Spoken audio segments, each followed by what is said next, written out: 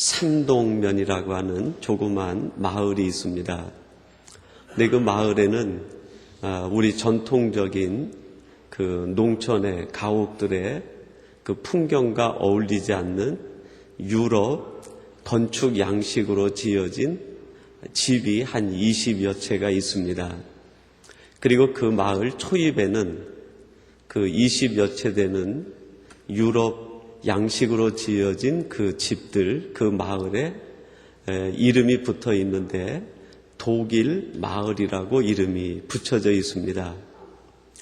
한국 농촌에 독일 마을이라고 하는 마을이 형성이 된 것이죠. 그것이 그 신문의 특집으로 아주 오래전에 난 적이 있었습니다. 그 마을에 사는 사람들은 1960년, 70년대 우리 한국 경제가 아주 어려웠을 때 정부 시책에 따라서 간호사들과 광부들이 독일에 건너가서 생활했던 그 사람들이 그곳에서 살다가 은퇴하여 다시 고국 땅에 돌아와서 그 독일 양식으로 유럽 양식으로 집을 지어놓고 사는 마을이라 그 마을의 이름을 독일 마을이다. 그렇게 이름을 지었다고 합니다. 어울리지 않는 그런 풍경 속에 독일 마을이라 이름을 짓고 사는 사람들, 그리고 그 신문 기사에는 그곳에 사는 사람들의 인터뷰가 간단하게 몇 마디 실려 있었습니다. 그 중에 70세가 넘은 간호사로 갔다가 사시고 그 마을에 거주해서 살고 계시는 한 분의 이야기가 실려 있었는데 그것이 제 마음에 잔잔한 감동을 주었습니다. 이런 고백을 했습니다. 고국의 햇살만 받아도 행복합니다 하는 고백이에요. 고국의 햇빛만 받아도 행복합니다 하는 거죠. 그리고 그 밑에 몇 줄이 더 써 있었는데 이런 내용입니다. 독일에서의 형편이 지금 한국에서 내가 사는 형편보다 훨씬 좋고 복지라든지 모든 것이 완벽했지만 그 완벽 속에서 살아가는데 왠지 늘 마음이 공허하고 허전했다는 거예요. 마음이 채워지지가 않았다는 거예요. 근데 고국에 돌아와서 농촌이지만 생활 형편이나 복지시설이나 모든 것이 열악하고 힘들지만 고국의 햇살만 받아도 행복해지더라는 겁니다. 그 인터뷰 기사를 보면서 제 마음에 그런 생각이 들었어요. 이것이 우리 사람의 마음의 문제고 영혼의 문제구나. 우리의 사람의 영혼, 우리의 마음은 세상에 아무리 좋은 형편이 있다 하더라도 그것이 채워주지를 못한다는 거예요.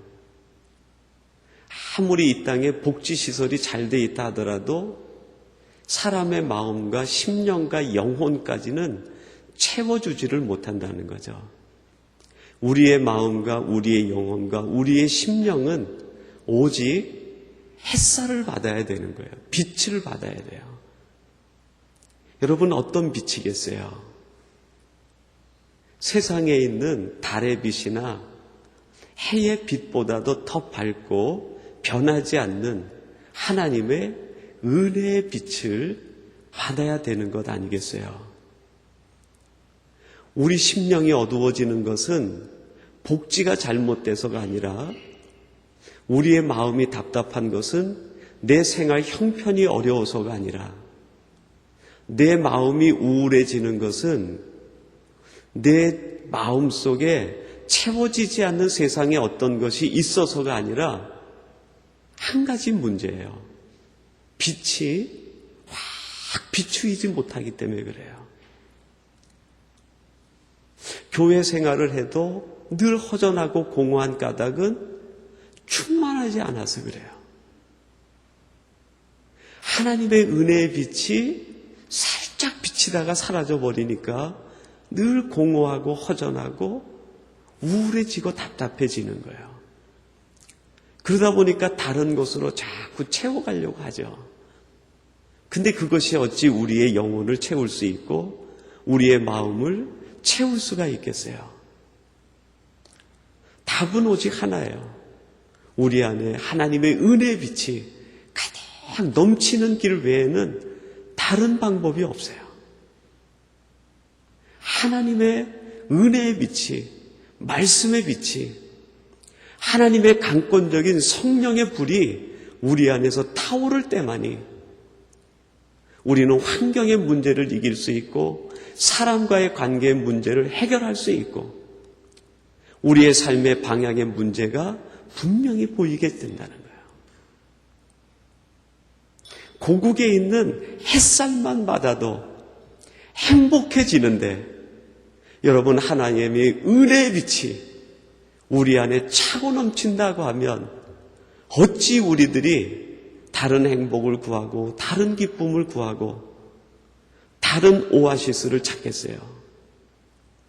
하나님의 은혜의 빛이 들어오기만 하면 그것이 우리를 행복하게 하고 그것이 우리를 기쁘게 하고 그것이 우리를 매일매일 웃으며 감격으로 살아가게 하는 이유가 되고 힘이 되고 능력이 되는 것 아니겠습니까? 농촌 마을에 어울리지 않는 독일 양식으로 지어진 그 몇 채의 집에 살고 있는 그 사람들은 행복했어요. 환경이 좋아서가 아니라 모든 것이 풍요해서가 아니라 행복했어요. 그 행복의 이유가 뭡니까? 햇살 때문에 그래요. 햇살 때문에. 여러분, 우리들의 삶의 현장은 세상에 어울리지 않는 하나님의 건축 양식으로 지어진 하나님의 집들이에요. 저와 여러분들은 세상 양식으로 지어진 세상집이 아니라 하나님의 양식으로 지어진 하나님의 집이에요. 하나님의 집이에요. 사람들이 우리를 보고 얘기할 겁니다. 너희들은 왜 건축 양식이 그러냐? 너희들의 집은 왜 우리 집과 조화가 되지 않느냐? 우리 집은 이런 양식인데 너희들은 왜 이상한 양식으로 집을 지어서 살아가느냐? 여러분, 그것이 크리스찬의 정체성이에요. 우리는 다른 양식의 집으로 살아가는 거예요. 우리가 세상과 똑같은 양식의 집을 짓기 시작하면 그때부터 우리들은 그리스도인의 정체성을 포기하고 살아가는 거예요. 있으나 마나한 크리스찬들이 되고 마는 거예요. 세상 사람들이 그러면 그럴수록 우리는 더 하나님 나라의 건축 양식의 집을 가져야 돼요. 하나님 양식대로 지어져야 돼요. 그게 그리스도인의 행복이고 기쁨이에요. 동시에 책임이자 의무고 사명이에요. 그 속에서 하나님의 은혜에 넘치고 하나님의 빛을 받으면서 세상에 대해 외치는 거예요. 우리는 너무 행복합니다. 우리는 너무 기쁩니다. 세상 때문이 아니라, 환경 때문이 아니라, 조건 때문이 아니라 우리 안에 가득 차 있는 하나님의 은혜의 빛 때문에 우리는 너무너무 행복합니다.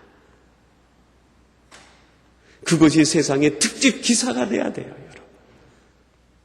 세상 사람들이 궁금해서 그것을 인터뷰할 수 있어야 돼요. 당신은 왜 행복합니까?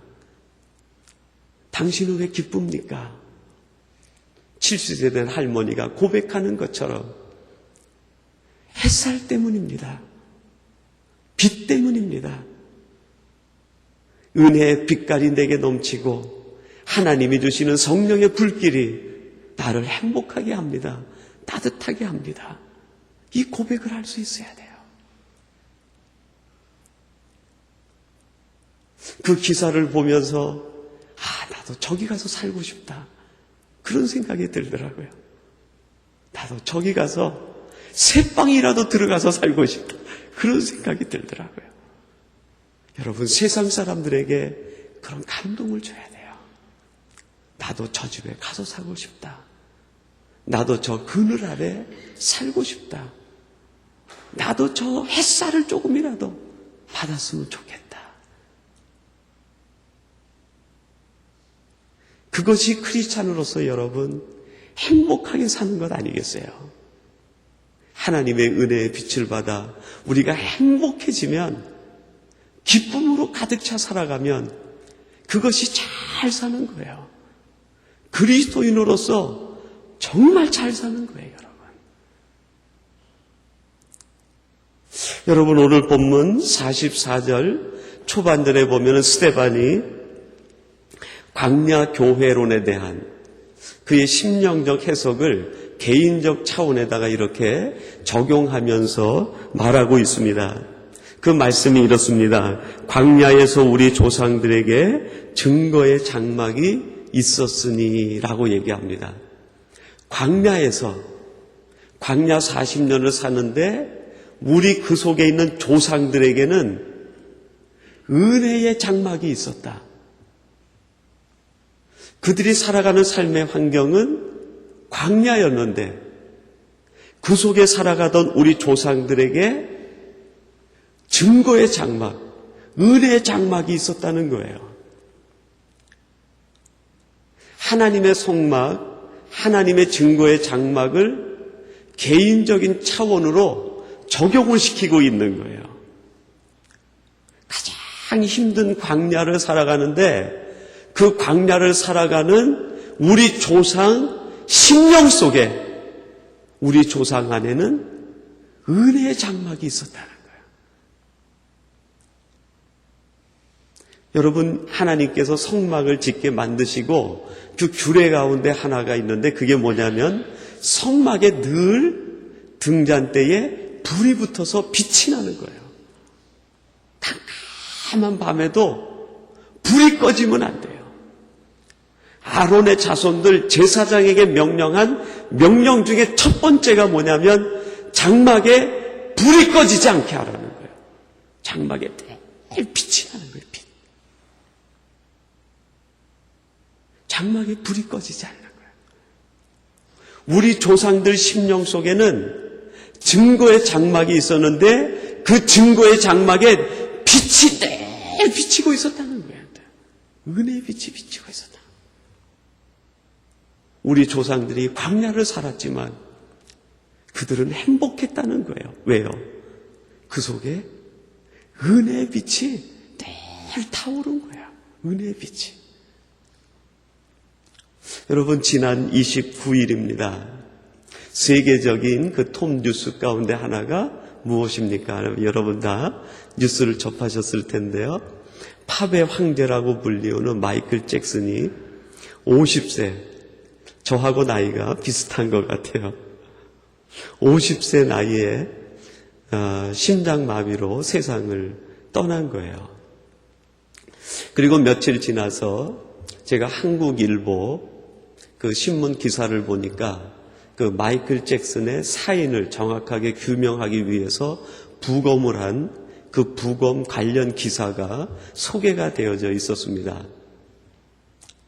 근데 그 신문 기사 가운데 제 눈에 띄는 것이 있었는데요. 키는 180cm라고 그래요. 얼마나 큽니까? 180인데 사망 당시의 몸무게가 50kg라는 거예요. 180키에 50이면 정말 뼈에 가죽만 얹어 놓은 거죠. 그래 부검을 하고 위를 열어봤는데 위에 아무것도 들어있질 않는 거예요. 그리고 언제 먹었는지 모르는데 마약성 진통제 몇 알이 약간 녹은 채로 그 속에서 발견이 된 거예요.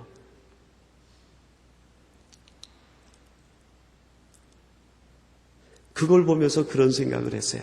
사람이 속에